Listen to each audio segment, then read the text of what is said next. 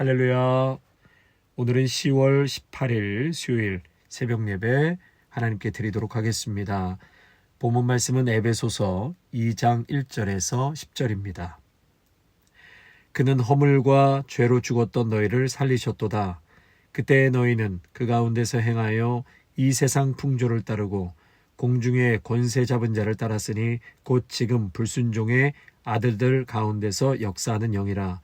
전에는 우리도 다 그 가운데서 우리 육체의 욕심을 따라 지내며 육체와 마음에 원하는 것을 하여 다른 이들과 같이 본질상 진노의 자녀였더니 긍휼이 풍성하신 하나님이 우리를 사랑하신 그 큰 사랑을 인하여 허물로 죽은 우리를 그리스도와 함께 살리셨고 너희는 은혜로 구원을 받은 것이라. 또 함께 일으키사 그리스도 예수 안에서 함께 하늘에 앉히시니 이는 그리스도 예수 안에서 우리에게 자비하심으로써 그 은혜의 지극히 풍성함을 오는 여러 세대에 나타내려 하심이라. 너희는 그 은혜에 의하여 믿음으로 말미암아 구원을 받았으니 이것은 너희에게서 난 것이 아니요 하나님의 선물이라.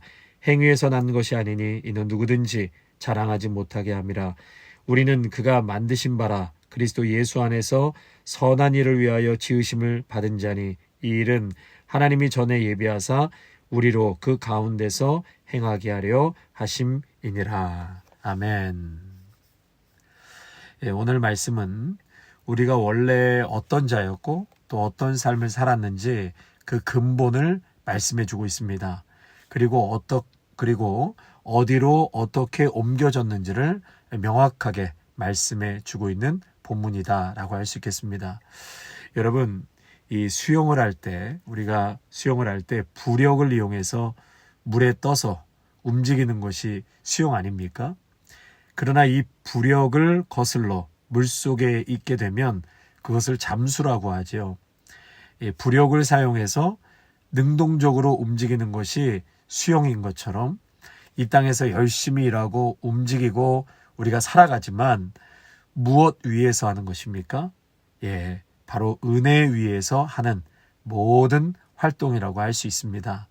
우리의 모든 애씀도 땀 흘림도 하나님 은혜 위에서 이루어지는 것이다 라고 오늘 본문에서 말씀하고 있는 것입니다. 모든 것보다 은혜가 먼저 있고 은혜 안에 내 수고도 있는 것이죠. 그런데 여기서 중요한 것은 이 모든 것 위에 은혜를 알고 또 은혜를 고백할 줄 알아야 하는데요.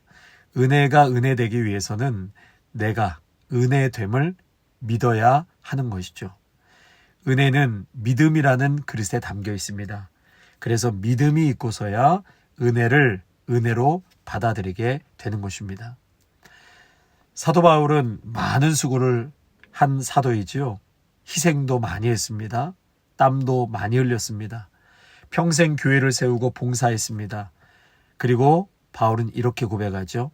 고린도전서 15장에 나의 나됨은 하나님의 은혜로다. 오늘 본문에서 가장 큰 은혜, 근본적인 은혜에 대해서 설명하고 있습니다. 옛날을 돌이켜보니 우리가 모두 본질상 진노의 자녀였다는 것이죠. 3절에 전에는 우리도 다 그 가운데서 우리 육체의 욕심을 따라 지내며 육체와 마음에 원하는 것을 하여 다른 이들과 같이 본질상 진노의 자녀였더니 본질상 진노의 자녀였다. 여러분 여기서 본질상이라는 것은 태어날 때부터 죄인으로 태어났다. 필연적이라는 것이죠. 사람마다 본질적으로 다 같은 본질상 진노의 자녀였습니다. 여러분 1절에 그는 허물과 죄로 죽었던 너희를 살리셨도다. 그러니까 저와 여러분은 허물과 죄로 죽었던 자였다. 다시요. 저와 여러분은 허물과 죄로 죽을 뻔했던 자가 아니라 죽었던 자였다. 하나님의 진노 아래 있는 상태, 영원히 멸망당하는 그 죽음의 상태를 말하는 것입니다. 이미 과거 완료형이에요. 죽을 뻔한 것이 아니라 죽었던 자. 한 걸음 더 들어가서 2절에 보니까 이 세상 풍조를 따르고 공중의 권세 잡은 자를 따랐으니 곧 지금 불순종의 아들들 가운데서 역사하는 영이라. 이 세상 풍속을 따라 허물과 죄 가운데 살았고 공중의 권세 잡은 자, 곧 지금 불순종하는 아들들 가운데 활동하고 있는 그 영을 따라 살았다. 그 영이 뭐죠? 마귀의 권세 아래 살았다는 것입니다.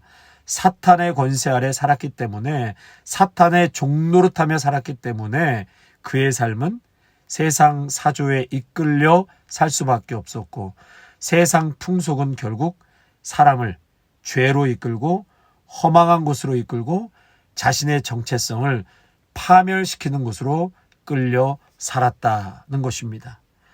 결국 마귀에게 종노릇하고 마귀에게 이끌려 사는 인생은 3절 상반절에 보면 육체와 마음이 원하는 것들을 행하며 육체의 욕망대로 살았다라고 했어요. 눈에 보이는 대로, 마음에 이끌리는 대로, 욕망과 욕심대로, 쾌락에 이끌리는 대로 살았다. 왜요? 마귀에게 종노릇했기 때문에 그렇게 살아갔다는 것이죠. 결국은 그 인생의 끝은 하나님을 향한 불신앙이죠. 은혜의 길, 정반대의 길이요. 자기도 모른 채 마귀에게 이끌려 멸망과 파멸의 길로 갔다는 것입니다. 제가 최근에 넷플릭스에서요, 이 신종 마약 펜타닐에 관한 다큐멘터리를 보았는데요. 그 펜타닐에 중독된 사람들을 보면 숨은 쉬고 있고 사람의 모양은 하고 있지만 정신은 다 죽었고 영혼이 망가져버린 상태에 있으니 그저 육신은 껍데기에 불과하더라고요. 스스로 자신의 육체를 통제 불능 상태에 놓이게 되더라고요. 살아있는 것 같으나 딱 죽은 자입니다. 저와 여러분이 이렇게 겉모습은 사람의 형태를 갖추고 살아가는 듯하나 허물과 죄로 이미 죽은 자들이었고 본질상 진노의 자녀였고 마귀를 따라 살았으니 세상 풍조에 이리 끌려다니고 저리 끌려다니고 육체와 마음이 원하는 대로 욕망에 따라 살았던 자들이었습니다. 결국은 저주의 삶, 절망의 삶, 끝은 하나님의 진노로 심판받을 수밖에 없는 완전히 처참한 인생이요. 영적으로는 펜타닐을 맞은 사람들과 같이 살아있는 것 같으나 죽은 자들이었다라는 것입니다. 그런데 오늘 본문에서 아주 충격적인 말씀을 우리에게 던져주고 있습니다. 충격 그 자체가 뭔지 아십니까? 그런 상태에 있는 우리들에게 하나님의 말씀이 던져졌다는 것입니다. 할렐루야. 여러분 이때 할렐루야 하시는 거예요. 할렐루야. 그런 상태에 절망적인 상태에 있는 우리들에게 하나님의 말씀이 던져졌는데 그 말씀이 뭐냐? 말씀이 육신이 되어 오신 바로 예수 그리스도가 영적인 파탄을 맞은 우리에게 침투해 들어온 것이었습니다. 아멘. 그래서 4절과 6절에 보면 긍휼이 풍성하신 하나님이 우리를 사랑하신 큰 사랑을 인하여 허물로 죽은 우리를 그리스도와 함께 살리셨고 너희는 은혜로 구원을 받은 것이라. 또 함께 일으키사 그리스도 예수 안에서 함께 하늘에 앉히시니. 아멘. 여러분 4절에서 5절에 죽은 우리를 살리셨고 또 함께 일으키셨고 함께 하늘에 앉히셨다. 살리셨고 일으키셨고 앉히셨다. 저와 여러분을 살리셨고 일으키셨고 최고의 복된 자리에 앉히셨다는 것입니다. 아멘, 아멘. 여러분 이 양화대교, 한국의 양화대교 그 다리 아래에서요 30년을 노숙하며 살아가는 사람이 있었는데요. 그 이유가 집 나간 아내를 기다리고 있었다는 것입니다. 30년 동안 집을 나간 아내를 기다리고 있는 거예요. 그 모습에 가슴을 찢으며 정상적인 삶을 되찾기만을 간절히 기다리는 여동생이 있었습니다. 노숙의 자리에서 일으켜서 정상적인 집에 앉히는 데까지 불가능한 거예요. 도저히 안 되는 것입니다. 여러분 그게 뭐 어려운 일입니까? 양화대교 아래에서 일어나서 복지센터가 제공하는 집으로 들어가 앉는 게 얼마나 쉬운 일입니까? 그런데 그게 안 되는 겁니다. 기적이 일어나지 않고서는 안 되는 거예요. 사랑하는 성도 여러분, 제가 늘 기적이라고 말하는 것이 바로 이 부분입니다. 저와 여러분은 영적으로 죽은 사람이에요. 그는 허물과 죄로 죽었던, 죽은 사람들이에요. 살아있으나 본질상 진노의 자녀였고 죄와 허물로 죽은 자들이었고 사탄과 마귀의 지배 아래 꽉 눌려서 숨도 제대로 못 쉬고 부정적인 생각, 걱정과 두려움이 꽉 들어차 그곳에서 헤어나올 수 없었던, 정신적으로나 영적으로 절망 그 자체였던 우리들의 삶이었다는 것이죠. 그랬던 저와 여러분을 살려주셨습니다. 일으켜주셨습니다. 소망의 자리, 빛의 자리, 미래의 자리로 우리의 신분을 완전히 옮겨주셨다는 사실입니다. 할렐루야. 그렇게 된 동기가 어디 있는가? 4절에 그 동기가 나오죠. 긍휼이 풍성하신 하나님이 우리를 사랑하신 그 큰 사랑을 인하여.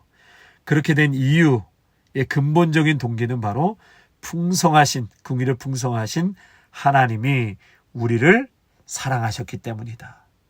그 큰 사랑으로 인해서, 절대로 포기할 수 없는 그 사랑으로 인해서, 그 이유는 아주 단순한 것이었습니다. 하나님의 사랑 때문이었습니다.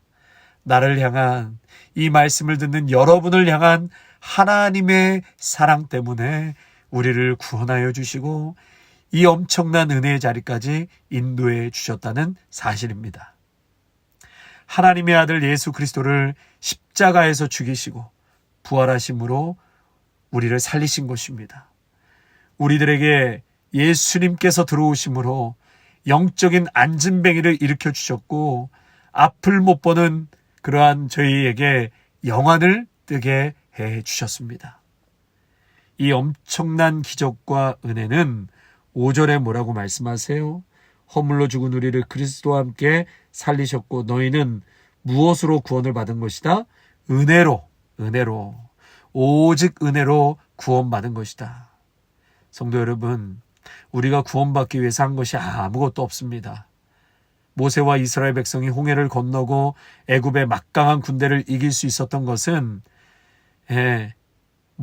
출애굽께서 뭐라고 말씀하세요? 여호와께서 너희를 위하여 싸우시리니 너희는 가만히 있을지니라. 이스라엘이 홍해를 건널 수 있었던 것, 애굽의 군대를 바다에 수장시킬 수 있었던 것, 그것은 이스라엘의 노력이나 실력으로 된 것이 아니었지요. 그들의 구원은 믿음의 분량으로 된 것이 아니라 대상에 의해 구원받았습니다. 다시 말해 오직 은혜일 뿐이다. 오직 은혜로 구원받았다라는 것을 말씀하고 있는 것이죠. 그래서 7절에 그 은혜의 지극히 풍성함을 오는 여러 세대에 나타내려 하심이라. 그 은혜. 8절에 너희는 그 은혜에 의하여 믿음으로 말미암아 구원을 받았으니 이것은 너희에게서 난 것이 아니요 하나님의 선물이다. 할렐루야. 우리에게서 난 것이 아니라는 것이죠. 단 0.1%도 우리의 의나 노력, 실력은 아무것도 가미된 것이 아니에요. 100% 오직 하나님의 전적인 은혜, 일방적인 은혜, 신묘막측하신 은혜, 불강력적인 그 은혜로만 우리가 구원받고 이 자리에 있다는 것. 그러므로 9절에 행위에서 난 것이 아니라 이는 누구든지 자랑하지 못하게 함이라.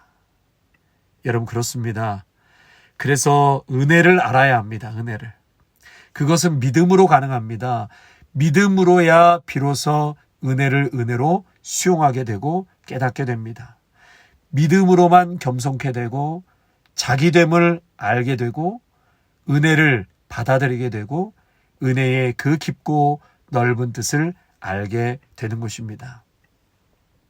이 브라질의 아마존이라고 하는 세계에서 두 번째로 큰 강이 있습니다.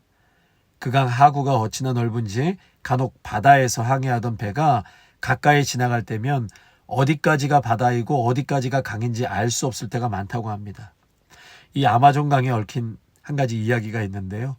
어떤 배가 바다에서 항해하다가 그만 물이 떨어졌습니다. 그래서 아마존 강에 와서 식수를 얻어가려고 그 방향으로 키를 돌렸습니다.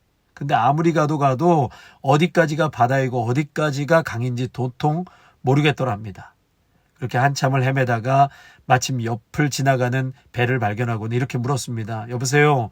우리가 물을 얻기 위해서 아마존강으로 가고 있는데 얼마나 더 가야 아마존강에 도착합니까? 그랬더니 그쪽 뱃사람이 대답하기를 이봐요.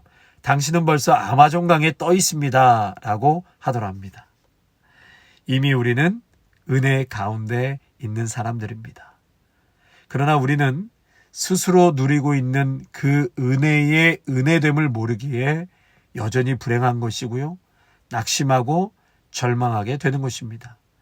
그래서 믿음이라는 것이 참 귀한 것입니다. 믿어지지 않으면 제 아무리 어떻게 해보려고 해도 도리가 없습니다.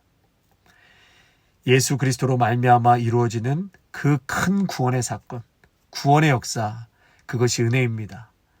내가 예수를 믿어서 그 사건이 나에게 관계되고 내게서 현실화하고 내게 생명이 되는 것, 또한 그것을 믿음으로 받아들이게 되는 것도 은혜입니다. 아무리 많이 듣고 아무리 많은 시간을 배웠어도 믿어지지 않는 데는 도리가 없는 것이죠. 성도 여러분, 믿어지게 되시기를 축복합니다. 깨달아지게 되시기를 축원합니다. 감격해하는 것, 여러분 그 자체가 은혜입니다. 믿음이 은혜입니다. 세계 제1의 강철왕이라고 불리는 카네기, 여러분 들어보셨죠? 이 카네기가 스코틀랜드 출신입니다. 그런데 그곳에서 벌인 사업이 너무나 어려워져서 급기야 파산에까지 이르게 되었다고 합니다. 공궁에 처한 이 카네기는 하던 일을 다 정리하고 어머니를 비롯한 온 식구들과 같이 미국으로 이민을 가려고 마음먹었습니다. 그러나 갈 여비가 없었습니다. 카네기의 어머니 친구 되는 핸더슨 부인이 선뜻 20파운드를 빌려주는 것이었습니다.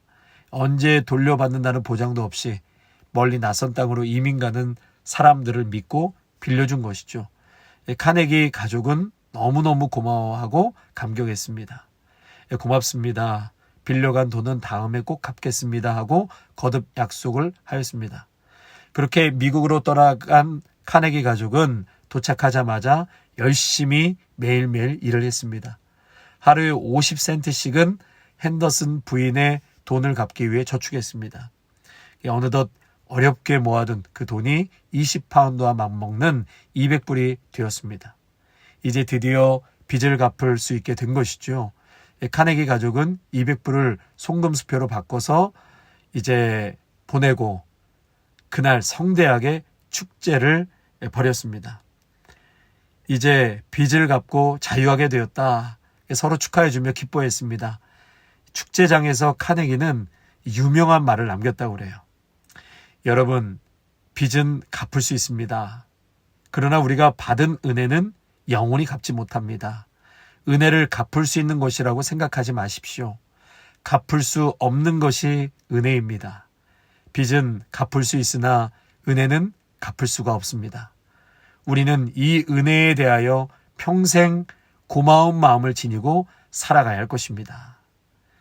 빌린 돈은 갚을 수 있지만 그가 나에게 준 사랑은 결코 갚을 수 없습니다. 여러분 8절에 모든 것은 하나님의 선물입니다 라고 했어요. 열심히 살아왔지만 모든 것이 은혜입니다. 선물입니다. 그러므로 나는 자랑할 것이 없습니다. 오직 하나님께 영광을 돌릴 뿐입니다. 사랑하는 성도 여러분, 어디까지가 하나님의 은혜이고 어디까지가 내 노력인 것입니까? 몇 퍼센트가 하나님의 은혜이고 몇 퍼센트가 내 은혜입니까? 어떤 이들은 99%가 내 노력이고 1%만이 하나님의 은혜라고 착각을 합니다. 하지만 아무리 생각해도 100%가 다 은혜요. 내가 수고한 것도 은혜요. 내가 믿은 것도 은혜요.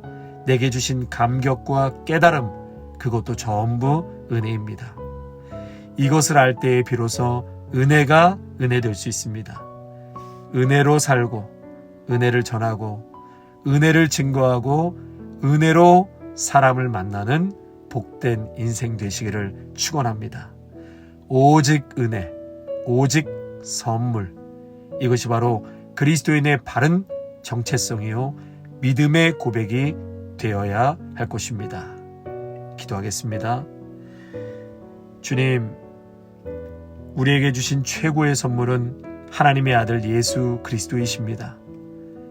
죄로 죽은 우리를 살려주신 주님, 절망과 두려움과 어둠에서 건져내어 소망의 자리로 앉혀주신 주님, 생명 주신 주님, 살려주신 주님 감사합니다.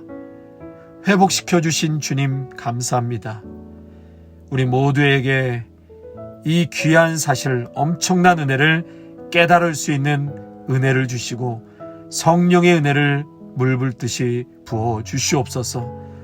두려움 없이 달려가는 믿음의 사람들, 승리자로 살아가게 하여 주시옵소서.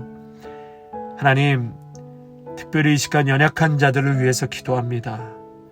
예수 그리스도의 이름으로 명하노니 우리에게 근심과 두려움과 염려와 걱정을 주는 악한 권세는 예수의 이름으로 떠나갈지어다. 예수 그리스도의 이름으로 명하노니 정신적인 질환과 마음의 질병과 육신의 질병은 주 예수 그리스도의 이름으로 떠나갈지어다. 예수 그리스도의 이름으로 명하노니 우리의 가정을 분열시키는 거짓의 영은 떠나갈지어다. 예수 그리스도의 이름으로 명하노니 교회를 무너뜨리려고 하는 악한 계획과 사단의 음모는 떠나갈지어다. 우리에게 승리를 주신 예수 그리스도의 이름을 선포하며 찬양합니다. 주님 홀로 영광을 받아 주시옵소서. 무너진 영역들이 다시 살아나게 하옵소서. 예수님의 이름으로 기도하옵나이다. 아멘.